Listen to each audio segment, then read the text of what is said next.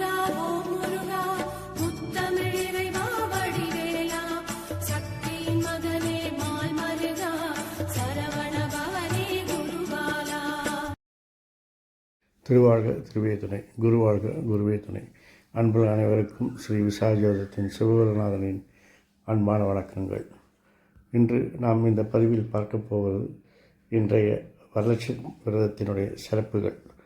ஆடி மாதத்தில் வரும் மிக முக்கியமான வழிபாட்டு நாட்களில் ஒன்றுதான் இந்த வரலட்சுமி விரதம்.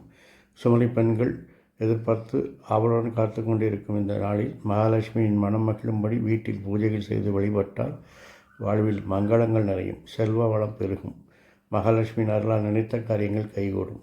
இந்த ஆண்டு வரலட்சுமி விரதம் இன்று சிறப்பாக கொண்டாடப்பட வேண்டிய, பெண்களால் அதுவும் சிறப்பாக கொண்டாடப்பட வேண்டிய ஒரு விரதமாகும். எந்த முறையில் வழிபட்டால் மகாலட்சுமி அருள் கிடைக்கும் என்பதை இப்பொழுது பார்க்கலாம். வரலட்சுமி விரதம் என்பது மிகவும் சக்தி வாய்ந்த விரதமாக கருதப்படுகிறது. இது செல்வங்களுக்கு அதிபதியான மகாலட்சுமியை வழிபடுவதற்குரிய ஒரு அற்புதமான நாளாகும். தன்னை வேண்டுவோருக்கு கேட்கும் பலங்களை அள்ளி அள்ளி தரும் லட்சுமி என்பதால் அவளுக்கு வரலட்சுமி என்று பெயர். குடும்ப நலன், மனைவி கணவனின் ஆயுள், மகிழ்ச்சியான திருமண வாழ்க்கை, செல்வ பலம், சுபிட்சம், குழந்தைகள் மற்றும் கணவரின் ஆயுள், ஆரோக்கியம், அமைதி ஆகியவற்றுடன் நிறைவான வாழ்க்கை வேண்டி பெண்கள் இந்த நாளில் விரதம் இருக்கிறார்கள். இதை வரலட்சுமி நோன்பு, மாங்கல்ய நோன்பு, சுமங்கலி விரதம் என்று வேறு பல பெயர்களாலும் மக்களால் அழைக்கப்படுகிறது. வரலட்சுமி விரதம் இருந்து வழிபட்டால் அஷ்டலட்சுமிகள் எனப்படும் 8 லட்சுமிகளின் அருள் கிடைக்கும். வரலட்சுமி விரதம் இருந்து வழிபட்டால் அஸ்வமேத யாகம் நடத்தியதற்கான இணையான பலன்கள் கிடைக்கும். இந்த நாளில் திருமணமான பெண்கள் மட்டுமின்றி திருமணமாகாத பெண்களும் நல்ல கணவன் அமைய வேண்டிக் கொண்டு நோன்பு கயிறு கட்டிக்கொண்டு விரதம் இருந்து மகாலட்சுமியை வழிபடுவார்கள். ஆண்டுதோறும் ஆடி மாதத்தில் வளர்ப்பிறையில் வரும் கடைசி வெள்ளிக்கிழமையில் வரலட்சுமி விரதம் கொண்டாடப்படுகிறது.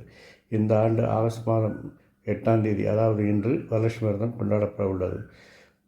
பௌர்ணமிக்கு முன்பு வரும் வெள்ளிக்கிழமை இந்த லட்சுமி பூஜை நடத்தப்பட உள்ளது. ஆகவே வீட்டை சுத்தமாக செய்து பூஜைக்கு தேவையான பொருட்களை தயார் செய்து வைத்துக்கொண்டு வரலட்சுமி விரதம் அன்று சில கலசங்களை வைத்து வழிபடும் வழக்கம் வைத்திருப்பார்கள். சிலர் சாதாரண மகாலட்சுமி படத்தை வைத்து பூஜை செய்து வழிபடுவார்கள். அன்றைய தினம் மகாலட்சுமியை வீட்டிற்கு அழைத்து மங்கள பொருட்கள் சமர்ப்பித்து பழங்கள் மற்றும் சர்க்கரை பொங்கல் நைவேத்தியமாக படைத்து வழிபட வேண்டும். மகாலட்சுமியை வரவழைக்க வேண்டும் என்றால் எப்படி வரவழைப்பது? வீட்டை சுத்தமாக வைத்திருப்பது, பூஜை அறையில் தாம்பலங்களை வைத்து ஒரு நைவேத்தியம் வைத்து அவர்களோடு மனமுருக பிரார்த்தனை செய்து பாராயணம் செய்து வேண்டினால் மகாலட்சுமி தன்னால் வீட்டில் எழுந்தருவாள்.